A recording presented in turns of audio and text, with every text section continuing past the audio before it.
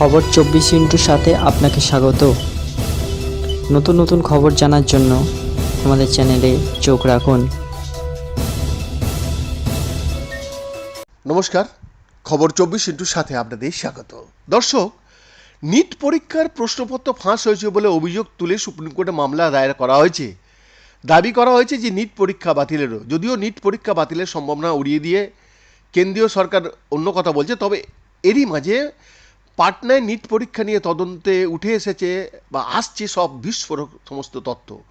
জানা গিয়েছে গত 5ই মে নিট পরীক্ষা শুরুর 5 মিনিট পরেই পুলিশের কাছে গোপন সূত্রে একটি খবর গিয়েছিল। জানানো হয়েছিল একটি সাদা রঙের রেনল্ড ডাস্টার গাড়ি পরীক্ষা কেন্দ্রের বাইরে দেখা গিয়েছে। তদন্ত চালিয়ে পুলিশ জানতে পারে এই গাড়ি একটি নির্দিষ্ট গ্যাং সদস্যদের। এর আগে সেই গ্যাং সদস্যদের বিরুদ্ধে প্রশ্নপত্র ফাঁসের অভিযোগ করেছিল।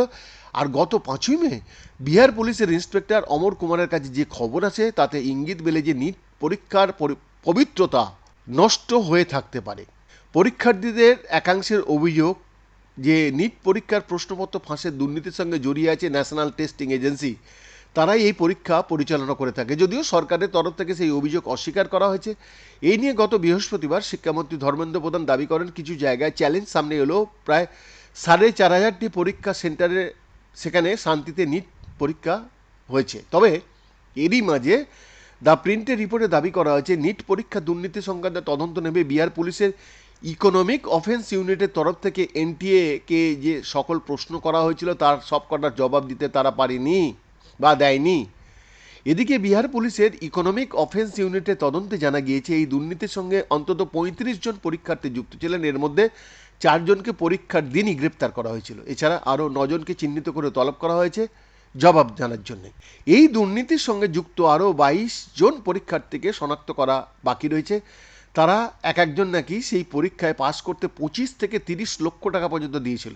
এদিকে বিহার পুলিশ এই ঘটনায় ইতিমধ্যে ভারতীয় দণ্ডবিধি 407, 408, 409 এবং 120 নম্বর ধারায় মামলা রুজু করেছে। জানা গিয়েছে গত 5ই মে যে সাদা গাড়ির বিষয়ে বিহার পুলিশের কাছে খবর এসেছিল সেটি বাজেয়াপ্ত করে তা থেকে 4 জন নিট পরীক্ষার্থীর অ্যাডমিট কার্ড উদ্ধার হয়েছে। সেই গাড়িতে আটক হয়েছে 3 জন। সমস্তপুরের সিকান্দার যাদবেন্দু 56 বছর বয়স, দানাপুরের অখিলেশ কুমার 43 বছর বয়স এবং রোহতাসের বিট্টু কুমার 38 বছর বয়স। এই 3 জনকে পুলিশ জেরা করছে। সেই সময় পেশায় জুনিয়র ইঞ্জিনিয়ার সিকান্দার তদন্তকারীদের জানান সঞ্জীব সিং, রকি, নীতিশ কুমার এবং অমিত আনন্দ নামক ব্যক্তিদের মাধ্যমে পরীক্ষার্থীদের সঙ্গে যোগাযোগ করা হয় এবং সেটিং করা হয়েছিল। এদিকে সেই গাড়ি থেকে উদ্ধার হওয়া 4টি অ্যাডমিট কার্ড যাদের ছিল তাদের পুলিশ গ্রেপ্তার করেছে। এই তদন্তের সঙ্গে যুক্ত তদন্তকারীরা দাবি করেছেন 5ই মে তদন্তে যা সামনে আসছে তা হিমশৈলের চূড়ো মাত্র। এই মামলার গোড়া কিন্তু আরও গভীরে থাকতে পারে। বৈদ্যনাথ দাসের রিপোর্ট, খবর 24/7।